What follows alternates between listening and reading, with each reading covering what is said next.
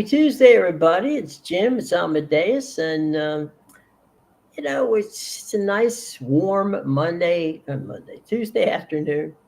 And Amadeus, nothing gets you in the mood for a nice, warm afternoon than talking about football in the NFL for the fall. So some of these teams are starting their mini camps, where they got the rookies in camp, and they're putting the pads on and seeing how things are going.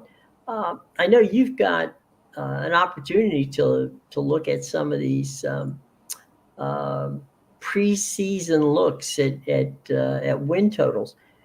When you start your season out as a handicapper, do you go through that as a win? Are the preseason win totals important to you, or is that just something you kind of blow off and say, hey, look, I want to wait until camp starts and see who's there before I start getting into the silliness? Yeah, personally, I always like to see what happens. Really, Hmm. in any sport, even not just Hmm. NFL. Any sport, it's always tough the first game or the first week or so, just Hmm. because ju- as we've seen many times, just because a team is supposed to be good on paper, it Hmm. doesn't always pan out that way, right? And then Yeah. absolutely, you see these things like we get the Chicago Bears win total. We've talked many times, hovering right around 9, and you see things like that, and Hmm. then you start to scratch your head and wonder. But yeah, personally for me, I like to see what happens. I want to see. We don't even know really the full rosters yet, so Sure. obviously, it helps to wait, but. It depends too, right? Like the Sure. Bears are one of those examples where I think there's value on the under now. I don't need to Hmm. see who's making this roster. I'm making the decision based off the fact that Right. you have a rookie quarterback with, as you said, not a lot of talent on the offense. Like the Hmm. talent's there, but there's not really that safety net guy that you Hmm. touched on a few shows ago.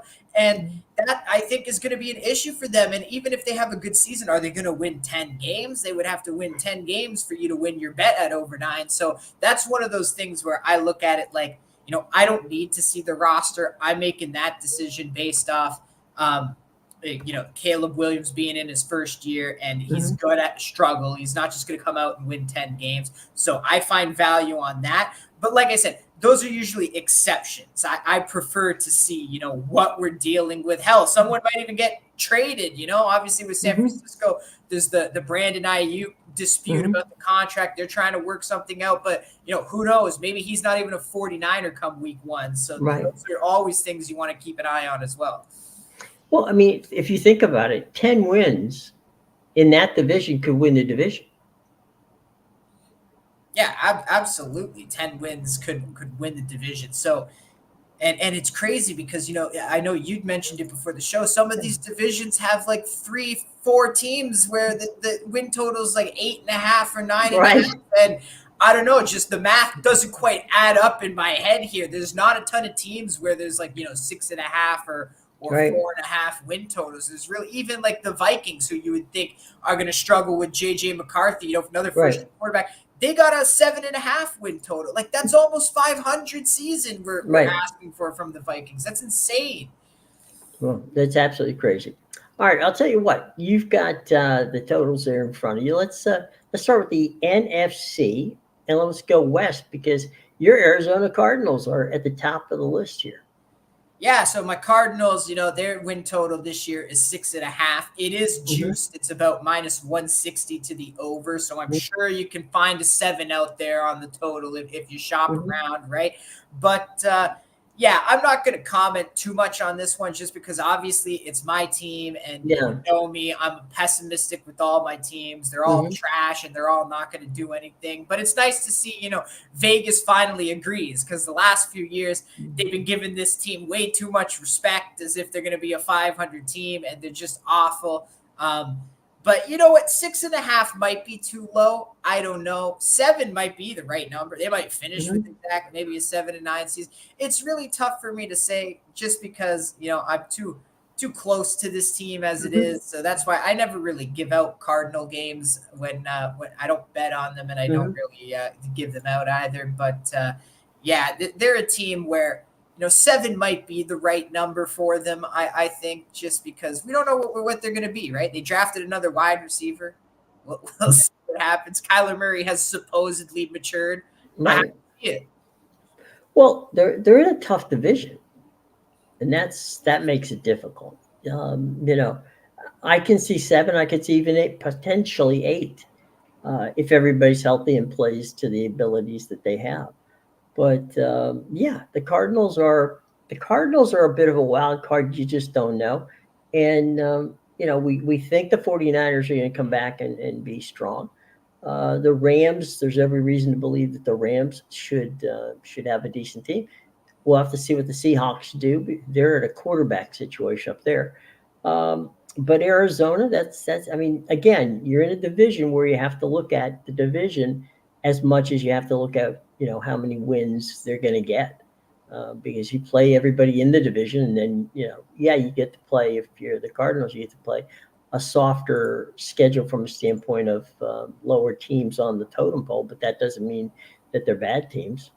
So we'll have to see how it plays out. But yeah, I'm with you. 7, maybe 8. 6.5, I think, is a little low for the Cardinals this year.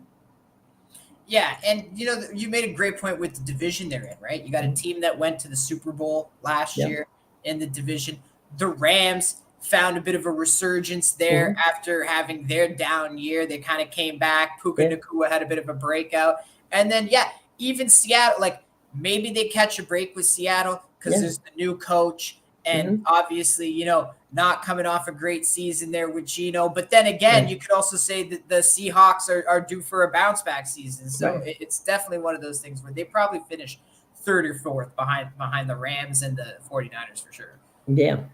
All right. Let's next up on the hit parade would be the NFC South. And everywhere I look, a lot of people are buying in on the Atlanta Falcons. Yeah, so there's some interesting totals in this one. The Falcons are at 9.5, and it's not hard for me to believe, just because the division's not that strong. Obviously, we saw it last year. I called the Bucks plus 700 to win that division, so that should tell you the kind of division. There you go. Last team in the odds won it last year. So it's one of those, look, I love Tampa. I love Baker and the boys, but they lost their offensive coordinator. Again, he's dealing with a little bit of, again, the situation he's had his whole career. So who knows with Tampa Bay? I think they'll be good again. But even with them being good, the Falcons are going to win games. They had a decent team last year. They were just missing a quarterback, and they went and got a quarterback, and now they have arguably 2 quarterbacks that you could put in there. So we'll see, right? Again, it's another situation, though, where Kirk has to learn the system, obviously. So it's one of those things where maybe a slow start to the season puts them under the win total. It's an interesting one. You have the Carolina Panthers, who are obviously the punching bag of that division.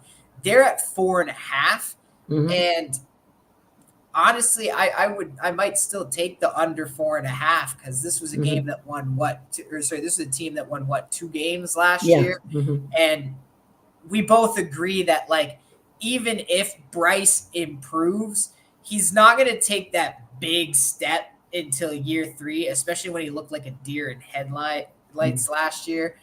And he still doesn't have a team around him. So how many games are they going to win? Well, I mean, they took the Bucks OC as their new head coach. So you're going to I would think that that's going to help Bryce. But the point that you just made is the point that's most important.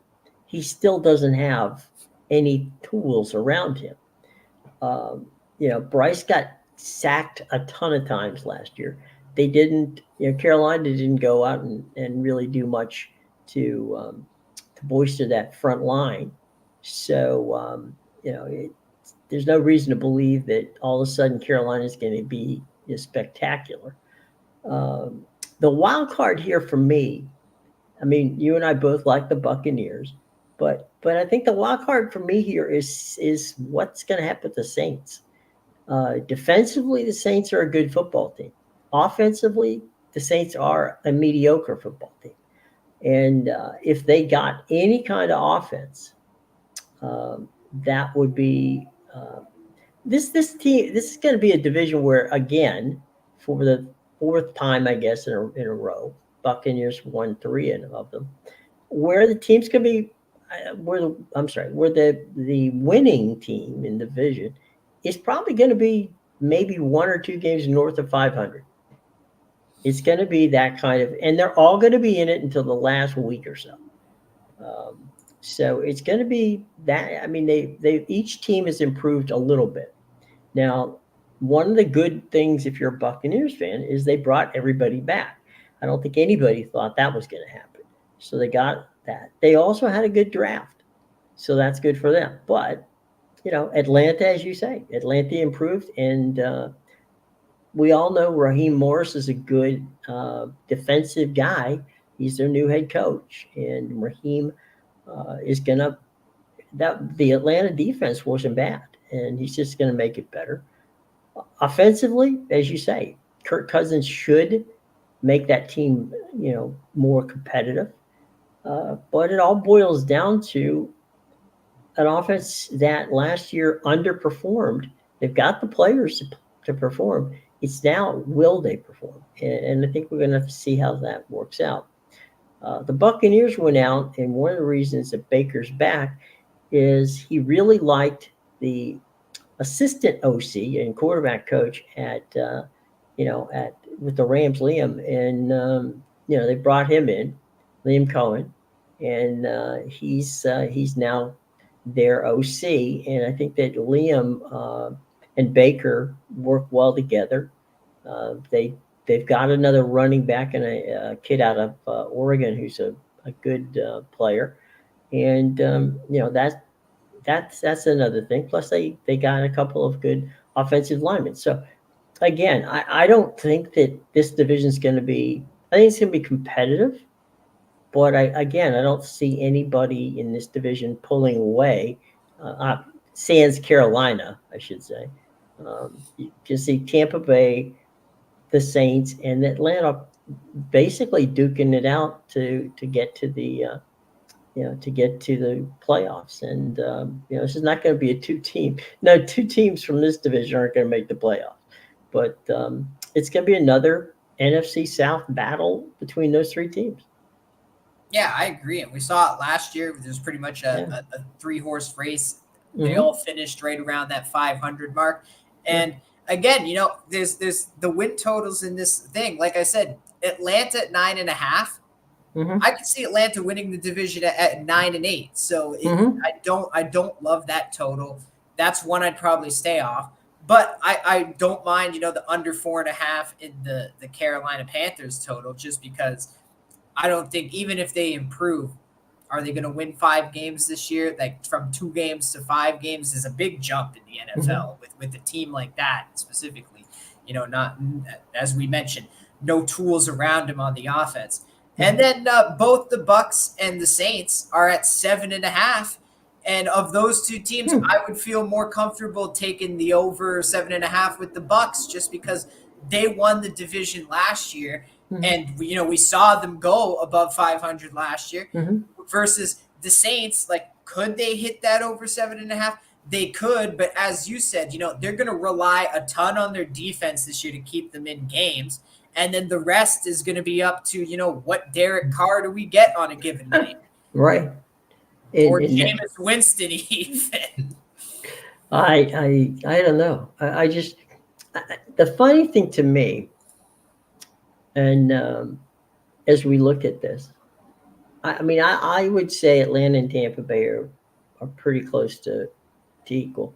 But they just continue to undervalue Baker Mayfield. I just, we talked about it on the quarterbacks when we listed out the quarterbacks. This kid just doesn't get, he's the Rodney Dangerfield, the quarterbacks. It's like absolutely no respect. He had a hell of a year, given all, at one. I just don't see that. I just don't see he's being respected at all by by either the bookmakers in Vegas or, for that matter, the people around the NFL.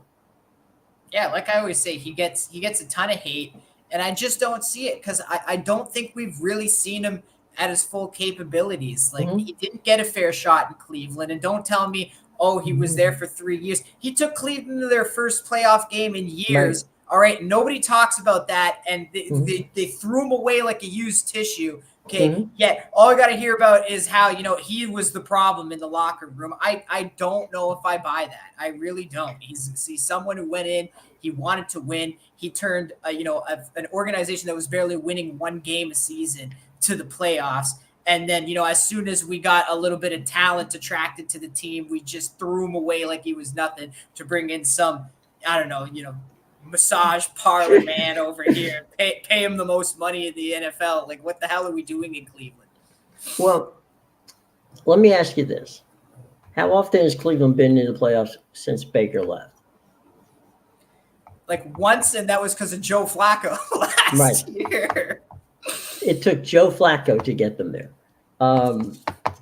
And so, yeah, I mean, the idea, blaming him, whenever you go to the Rams, when he got traded to the Rams for a brief period of time, I mean, that wasn't like he spent the entire season there. The first thing people said about Baker Mayfield was he outworked everybody on the team when he got there to learn the system. He gets to Tampa Bay. First thing you hear from the players, he's the first guy in the locker room every week. First guy out. I mean, last guy out. They love him there. The fans love him there. He signed a deal to stay there for a while, and I honestly think that it's just been a matter of people have not. He feels now with Jason Light that somebody believes enough in him to give him a chance to play. And I think that that's gonna, when you've got that, you can calm down a bit. You don't have to worry about, look over your shoulders or another guy waiting, on is there some guy waiting in the wings to take my place? That's not the case. This is Baker Mayfield's football team to do with as he will. And I think, and the team rallies around. As a matter of fact, Chris Godwin came back specifically because of it. Yeah, look, him and Mike Evans could have left in the offseason, but sure. They know what they have there, and nobody knows better than the guys that are in the locker room every day. Right. And those two guys it's not like those two guys couldn't have gotten another place to play. Oh, absolutely. Mike Evans, he never really gets talked about as one of the best wide receivers in the NFL. There's always, other names that come up, but Mike Evans, every single year for like the last 7 years, he's been one of the number one fantasy wide receivers. I know fantasy football, who cares? But look, fantasy football, it tells you a lot about the stats of players. When they're collecting points, that's based off yards and catches they've made. So Mike Evans, every year he's got fantasy production. He's one of the best wide receivers. And why? Because he's the number one guy. He's a solid wide receiver. He had that streak where, 1,000 yards every season. So he's a guy that doesn't get talked about enough. And maybe, that's why he stayed there, because he looks at it like, he's like the Baker Mayfield of wide receivers. He's one of the best in the league, and he doesn't really get talked about as some of these other guys that we talk about, like Stephon Diggs and guys like that. Well, let's go now to the NFC East. What a mess that's going to be with Dallas and Philadelphia, Washington, and of course the New York Football Giants. All right, so we can start with America's team, the Dallas Cowboys. Oh, the Green Bay Packers. Oh, okay. I'm sorry. Oh, yeah, the Green Bay Packers. The Dallas Cowboys, 10.5 is the win total. What? And it's a tough one because, I think this is a tough total just because Dallas is a team every year they get crapped on. And look, it's fair. they haven't been, back to the Super Bowl in how many years. They don't perform well in the playoffs. But the fact of the matter is, people love to crap on them during the season. They're a good regular season team. They win games in the regular season. They win double-digit games normally, and they're usually a threat in that division. Mm-hmm. My problem with them this year is, I loved this team last year. Right, you did. But also a big reason why I love this team is not there anymore. Right. And that, I think, is going to be problem. Just like, look, I love the players on this defense. They still have the great defense, with Michael Parsons and that kid that was, getting a pick six every game. I forget what his name. I think what was it, Branch or something like that. Yeah. But they have a ton of talent. But Dan Quinn is a great defensive mind, and he was a reason. Don't get me wrong, he was a reason that they lost some of those games just because the style that their defense played. They can't really, come back. They're not built to come back from behind. But at the same time, their defense won them a lot of games. And so I'm just curious to see what kind of Cowboys team we're going to get, because this was also a team, we're talking about trading Dak Prescott in the offseason, and nobody would even want to take him if he gets traded. So if this is your starting quarterback at the beginning of the season, and now we've brought in the Zeke reunion too, right? What the hell are we doing in Dallas? I genuinely don't know. And also, with the coaching stuff, like all that Bill Belichick nonsense, how they were going to, hire him. And what about, Mike McCarthy? Like, it's just, it's a mess in Dallas right now. Right. 11 games is a lot. I don't know if I would want to take their over this year. By the way, Jason, we 100% were with you, man. Jason says he's happy for much maligned. So, Jason, we're on your side, my friend. I would say, without question, every year Dallas, Dallas comes out, plays well, but there's got to be, at this point in time, Dak's been there for a long time. That offense, they brought Zeke back. I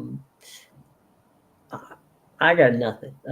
Defense is where they're gonna, keep the games tight. And could they win the division at this time? Philadelphia did well in the draft. I think Philadelphia. I would give Philadelphia a slight edge this time over Dallas in the division at this point. But, Dallas is just, this time to me, they're a bit of a mystery. I just don't know what to do with them yet. I don't think, I think Dak's going to regress. I do. He had a good season last year, but he's starting to get to that point where he's almost throwing as many interceptions as he's throwing touchdown passes. And we'll see. I mean, I don't think this is like a Tony Romo thing, right? Year in, year out, they win just enough to keep the coach's job, but not enough to get them anywhere.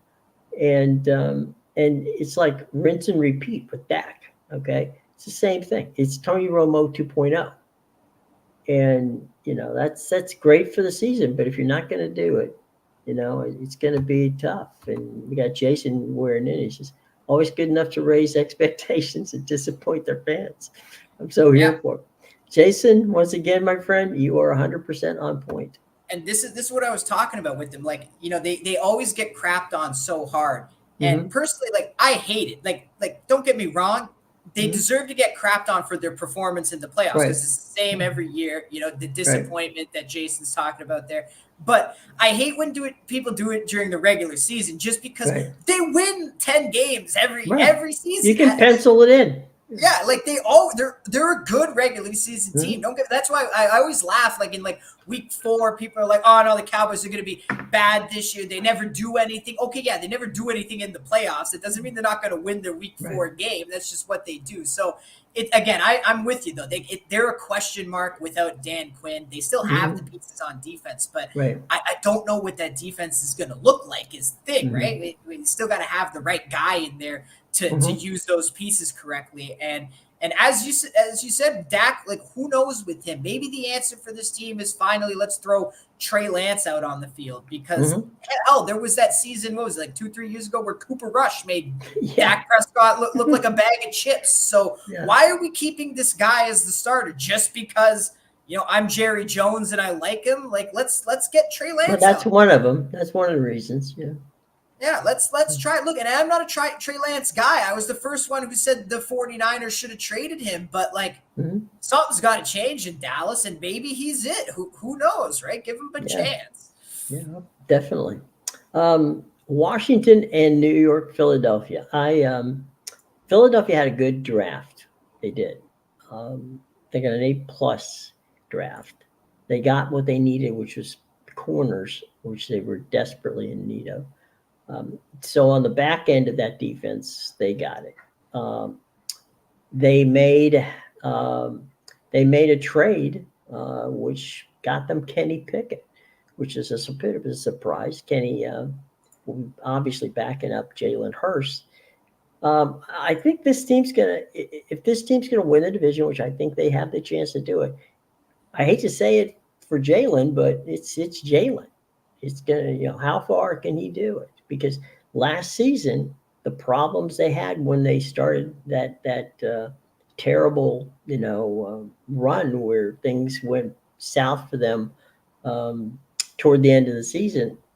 It's the old joke about the quarterback gets all the glory and all the blame. Well, in this particular case, he got all the glory for good reason, and he's going to get all the blame for good reason. So I don't know. I'm not so sure. Philly, we got Jason Wayne in here. Philly did great draft, and then they added a heck of a running back too. You're right, Jason. They did. I like Philadelphia, but I would not be willing to sit here today and put money on them to win that division. Although I do think that they can win that division. Yeah, so they're another one. The total's 10.5 for the season, like the Cowboys, and they're both Okay. plus 100 to the over. Mm-hmm. So who knows? Maybe neither team, maybe the division winner doesn't hit 10 games this year, or Mm-hmm. maybe just 10 games. But I agree with you. I would be more inclined of the two to take the over with the Eagles, just Mm-hmm. because. Yeah, last year was their bad season. They had that great season that they went to the Mm-hmm. Super Bowl. They started off great last year. But then Right. you started to see it. And yeah, it's totally on Jalen Hurts. He was becoming a poison in the locker room by Mm-hmm. the end of the season. Something about that mindset. And again, it's funny because you can chalk it up to that mentality of, he's played his whole, college career and NFL career with a chip on his shoulder, always had Mm-hmm. something to prove. Finally got paid last year, didn't have anything to prove, and he became absolutely toxic in the locker room. So it's totally on him. He can fix his mental space. They had the good season 2 years ago, Mm-hmm. and I'm with you. I think they have the quality on that team. They could easily win this division, and I would rather take them than the Cowboys at the over, just because the Eagles are going to be in line to have a bounce back year, especially the way they ended it with the Bucks last season. Mm-hmm. So, yeah, I'm with you. I think the Eagles should be the team to beat here. But again, it's totally on Hurts, and he can do it. He needs that, he needs that everybody against me mentality back, because that's when he Right. really was playing at his best. I like the move to bring Kenny Pickett in because Kenny is a good game manager, and he's the kind of guy who he's totally opposite of Jalen Hurts. Okay, from a standpoint of he's a pocket passer. He'll run if he's chased, but not there's not a inclination to run the ball, which Jalen does. And I honestly would like to see Jalen um, not run as much, to be honest, if and to become more. That was one of the problems that Lamar Jackson had when he was first in the league was he ran, and that was option two. Option one, if it wasn't there, was okay. I don't have it. I'll run. Instead of going through progressions. He learned that. He learned to get better at it, and certainly that's why he gets P the the a couple of so Lamar learned it. I think Jalen can learn it too. And I think you're right about the winning when you're as young and as talented as Jalen does and is, and you're disrespected, or at least you think you are, is great motivation. So we'll have to see how that plays out. But it's going to be an interesting year for the Eagles, as they call them in Philadelphia, and how things play out at Lincoln Financial Field this year is going to be pretty entertaining. Now, that leaves us with the New York Football Giants in the blue jerseys and the new, I say new ownership in Washington, where the Commanders have Jalen Daniels and new head coach, new offensive coordinator, and a new mindset about going back to becoming the kind of Redskins, Commanders team, I'm sorry, the kind of Commanders team that they used to be back in the glory days when Joseph Jackson Gibbs was their head football coach. Yeah, with these two teams, I personally like the under on the wins total, but I'll let you talk about your Commanders since they're right down the street from you. Yeah. I know there's so much hype building up, especially with those stadium renovations they've been doing. I bet. Oh yeah. Oh man. But so you tell me, the total for both these teams is 6.5. You see a 7-9 season for the Commanders this year? I don't see a 7-9 season for either of those teams. Yeah, I totally agree. I like the under for both. I mean, I'm being honest here. It's gonna be a transition. You got a new coach, you got a new quarterback, you got there's gonna be a lot of "hello, my name is" tags all over the place there. So yeah, I don't see it. I just don't. And there's no way in hell you're gonna sell me that the Giants are gonna win 7 football games. I mean, unless they're throwing Tommy Cutlets out, then absolutely not. They're not winning 7 games. No. And I say that with a friend of mine 4 floors above me who could probably throw me through the window. Not probably. That's a doubt. Hey, doubt. He thinks he's getting tons of playing time this season. So that's true. That should tell you what he thinks about the team. He's excited. And I love that mentality from a defender. You know what? Because, there's the half glass full and the half glass. And he could have looked at it like, we're going to suck and be under 500. But no, he chose to look at it like, man, they're going to learn my name. I'm going to be sacking guys left and right. And, man, I'm going to be out there for 45 minutes of the 60. I love it. I know that back in the day when the Ravens had the fantastic defense they had, Ray Lewis, who never was at a lack of ability to talk. Ray used to say when they had some offensive challenges, which they did during Ray's time there. He would say, "That's all right. We'll score a couple of points. We have a couple of points for you. Don't worry about it. Just get it. Just let us on the field. We'll take care of it." And more often than not, they either scored for them or put them in such a position with get a fumble recovery or something where the fields were much shorter for them. But I think you're right. I think neither of those two teams are going to be under the I'm sorry, over, was it 6.5? You said? Yeah, 6.5 for both. Yeah, no, that's not gonna happen. Even maybe 6 wins, but that still stays under, right? Like you're asking the Giants and the Commanders to go 7-9, basic, or sorry, 7-10, sorry, and or 8-9, like. Well, you've got. I mean, I just don't. No, I just don't. I mean, I'll tell you. Okay, so basically, they split the games against each other. So there's 1 win for each of them. They both play the lower rung of the schedule from a standpoint of the other teams, but that doesn't necessarily mean that you're getting an easy slog through it. So no, I just as much as I'd like to see the Commanders do well, I think honestly, I think if they won 6 or 7 games, that'd be a good start for Dan Quinn and what he's got to do in Washington. So Well, to be for fair to me, the it'd be good. Commanders, they have an excuse. I like the under on both teams, but for different reasons. With the Hmm. Commanders, it's as you said, you got the rookie quarterback, everybody with the "hello, my name is" still Mm. sticker still on, right? They have an excuse. They're gonna have a bad season. I would be shocked if they had a good season with all the moves and changes they've made. The Giants have no excuse. They're just an absolute disaster and a mess. And that's my reason I think they stay under 6.5. You're going to Right. trust Daniel Jones to get 7 games? And what? Saquon Barkley's gone now, too? Like, where the hell's the offense coming from on this Well, team? let's go back here to Jason's comment, right? Said they got a heck of a running back too. Yeah, Saquon Barkley is a heck of a running back. This is what I mean, though. Like, where's the offense coming from? He was the offense last year. Even when Daniel Jones was playing, he was the running back and the wide receiver. So where the hell's the ball going to?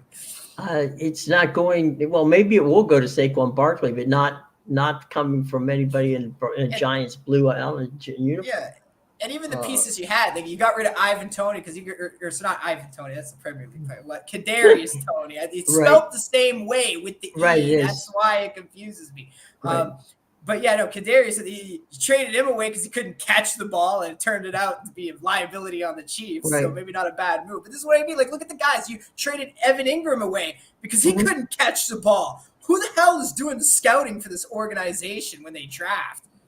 Evidently, not enough scouting are they doing. So there you go. We got through. Oh wait, we didn't get the North? I'm sorry. Yeah. I mean, we've touched on the Bears quite a bit, so we can Yeah, leave let's them forget out. them. Yeah, we'll leave them out. Let's start off with Detroit. Yeah, Detroit, 10.5. They're Mm. coming off a great season, and Oh, it's hard for me to think they're going to have a bad season just because they've improved every year Campbell's been there, and this team seems to be on the right trajectory, trending upwards. So I expect them to improve after the season they had. Really, it's the defense, right? They had that right. big hole in the middle of the field on defense, really, and if they can fix that up, then the Lions could be a very dangerous team this year. All right. You and I love to watch the Lions. It's the coach of the Lions that drives us crazy. I gotta think, in all fairness, that in my mind, in my mind, he cost them at least one, if not 2 games last year. Yep. Fair enough, Dan Campbell. I don't know. I hope that I hope that he. I don't want to see him do the riverboat Ron Rivera routine. Um, he's got a good football team. Don't don't screw it up. Don't lose that. But what did you say, 10.5 or 11.5? What was it? Yeah, 10.5 for Yeah, them. I So could see 11 wins out of Detroit. I could see 12 wins out of Detroit. yeah, I think I would be more inclined to take the over. It's at plus 100, the over 10.5. So for sure on that. And yeah, see, that's the thing with Dan Campbell is, look, we'll cut him some slack because he Mm-hmm. is, a new head coach. He's a Sure. younger guy, and he's only in this will be his fourth season, I think, now Fourth with the Lions, season, yeah. or Mm-hmm. third, something. Yeah. Okay, so yeah, it's one of those things where there's a learning curve for him Sure. there as well too. He's like Mm-hmm. a rookie basically, right? He came into the team all amped up and whatever, and he's grown with the team these last few years. So hopefully, yeah, he needs to learn from those mistakes last year because there's a fine line between being aggressive and just being flat out stupid. And that's Right. exactly what he was, right? You Right. want to go for the two.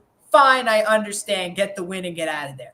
But then, get backed up 5 yards, and at some Right. point, right, and then you got to redo on that, and you still went for it. Like at some point, we got to just cut the losses and say, Right. damn field goal. Well, I think you're good. I think your point is well taken, Dan. But here's the thing that's important and more important at the end of the day. His players love him. And so that's what you got to, that we'll take that. If the players love you, that's a good thing. So we'll see that for Dan. So Lions at the top of that division. I know Green Bay fans. I know there's a lot of people out there that are, that love that Green Bay team. And toward the end of the season, they played really, really well, but I don't know. I don't. I just. I mean, they'll play well. This will be a good division. There's no question about it. But I just don't know what. I mean, I assume that their win total is going to be pretty close to what Detroit is. Yeah, they're at 9.5. Okay, that's a fair line. I could see them win 10 games. Yeah, I mean they definitely could. I'm not going to talk too much on the Packers just because Okay.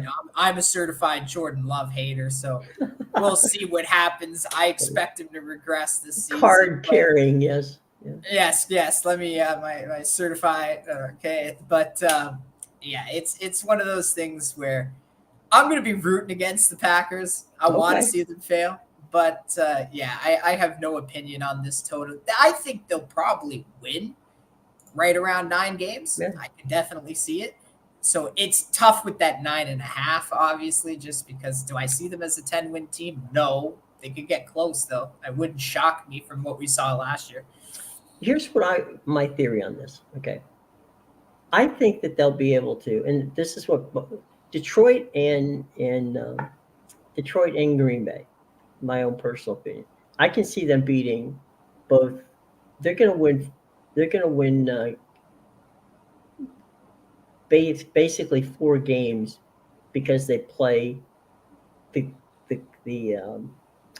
play the Bears and they play Minnesota twice. Okay, so what about the 9-win Chicago Bears with Caleb Williams, future Hall of Famer? What are you talking about? I'm personally not believing that, but okay, we'll leave that one out. But call me a doubter, and if I'm wrong, I'm the first one to go crazy with it. But there's 4 games right there. 4 games without leaving the division. They have played Detroit tough, on both in Detroit and at home. So it's possible that they split it with there. That's 5 games in their own division. You're making a good point for the over here, Jim. You're making a real good case for the over. I'm just, I always look at. I start with the division and build my way out. That's just how I look at this. Yeah. Well, normally with the win totals, you look at the schedule, right? You look at who they play, and then you count them out. That's a win, that's a loss, that's a win. You see what records you get at the end of the season, and that's how you're supposed to base your win total off of. And the other thing too is that I don't know about you. I like to go. What I like to, I go in 4-game clumps. Okay, the season it used to be 4 games. 4. We used to have 4 times 4, but we add another game to the list here. But I think that's where you look at it. You look at it. Okay, fine. Where are they going to be after the first 4? Where are they going to be after the second 4? That whole situation. So I do see Green Bay. I think is it attainable that they can win 9 games? Absolutely, I think it is attainable. But to your point, we have to see what how that situation plays out at quarterback. He had a great run there, but then again, toward the end of the season, when he had to, things didn't go as well. So Jordan Love was not the guy at the end of the season that he was at the beginning of the season. So we'll have to see how that plays out. Yeah. So we'll see. You definitely aren't. There's no question that you're not. Yeah, no, like I. That's fair enough. That's fair enough. I hated on him last year, and I'm gonna stand by it. I'm just. Hey, look. I will die on this. I respect that you own that. Okay, I respect that you. But that's the thing, Jim. If he turns out to be good this season, I will be the first to say, okay, yeah, I was wrong about Jordan Love. I won't sit here and call him crap, but I think he hasn't proven it yet. So we'll find out this season. All right. He had some good backup on that team. I mean, he's got good wide receivers. I mean, he's all over the place. But I would concern myself if I was worried about their defense.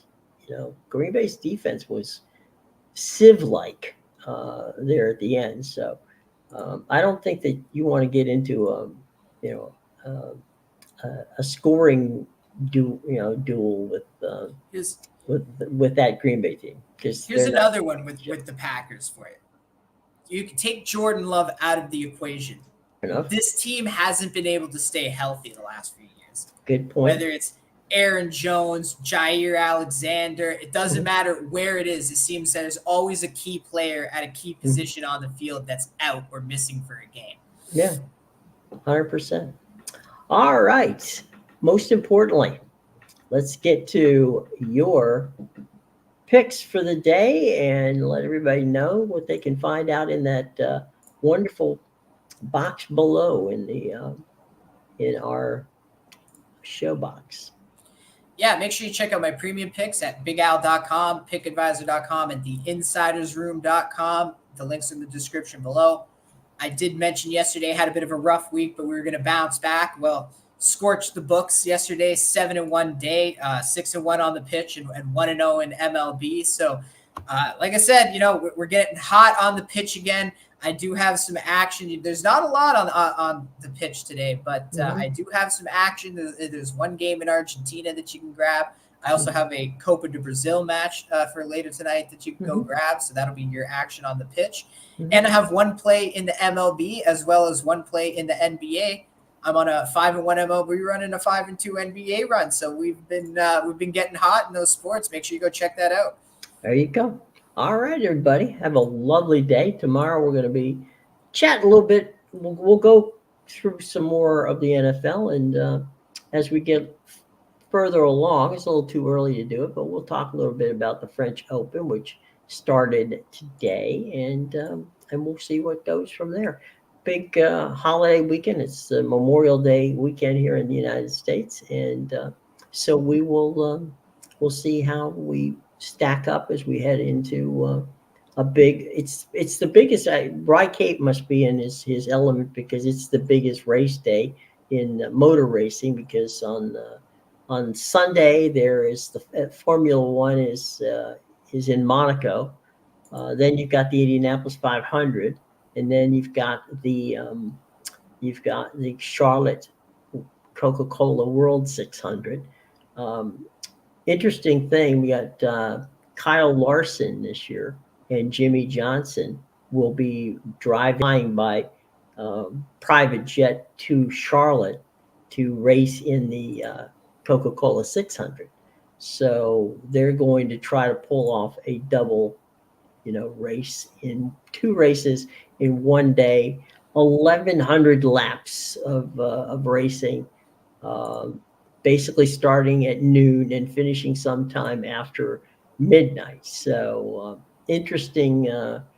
Somebody's going to have a lot of caffeine, for that one. A lot of Red Bull on that one. So anyway, we'll get to that when we get closer to it. But until then, all right, everybody. Thanks for joining us, Jason. Thank you for coming by, buddy. Good to see you. Anytime you want to drop by and be a guest, let us know. We're more than happy to have you. Take care, and we will see you coming up tomorrow. No, that's I won't see you tomorrow, but we'll see you on Thursday. Take care, everybody.